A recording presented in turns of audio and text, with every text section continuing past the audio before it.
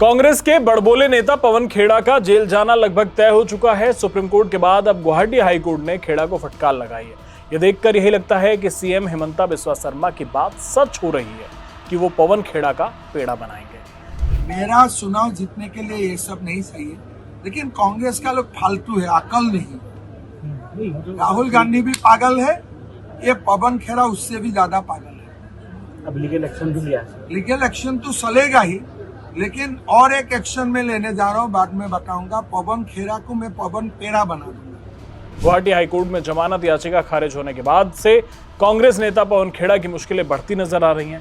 कांग्रेस प्रवक्ता ने बिना सबूत के मुख्यमंत्री की पत्नी पर मनगढ़ंत आरोप लगाए थे, लेकिन जब सबूत मांगा गया तो नेताजी फरार हो गए। लेकिन हम ये जानना चाहते हैं कि जिस मुख्यमंत्री की पूरी राजनीति मुसलमानों के खिलाफ नफरत पर आधारित हो, उसकी अपनी पत्नी 2 मुस्लिम देशों के पासपोर्ट रखती हो और एक एंटीगुआ का पासपोर्ट रखती हो, नंबर 1।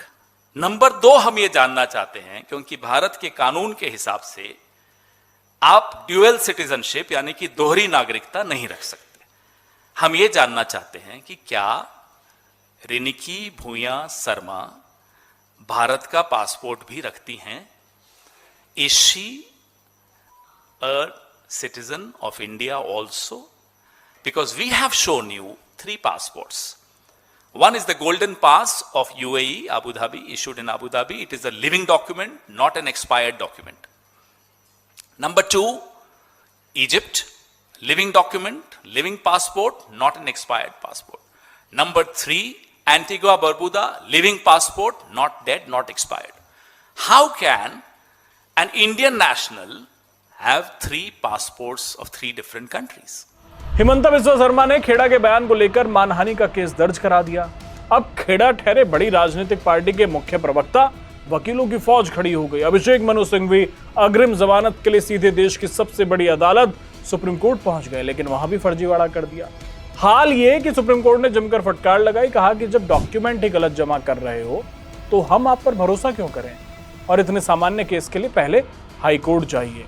पवन खेड़ा को सुप्रीम कोर्ट से जमानत नहीं मिली तो बेचारे बड़ी उम्मीद से गुवाहाटी हाईकोर्ट पहुंचे, लेकिन गुवाहाटी हाईकोर्ट ने कांग्रेस नेता की जमानत याचिका खारिज कर दी। ऐसे में अब कांग्रेस नेता पर गिरफ्तारी की तलवार लटक रही है। कभी भी असम पुलिस उठाकर ले जा सकती है।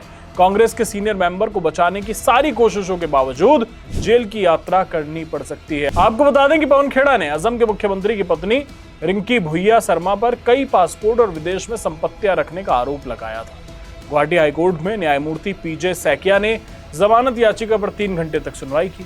पवन खेड़ा की तरफ से सुप्रीम कोर्ट के जाने माने वकील अभिषेक मनु सिंघवी और गुवाहाटी हाईकोर्ट के वरिष्ठ अधिवक्ता के.एन. चौधरी ने पैरवी की, जबकि असम सरकार की ओर से महाधिवक्ता देवाजीत सैकिया ने पक्ष रखा। दोनों पक्षों के बीच तीखी बहस और जवाबी तर्क वितर्क हुए।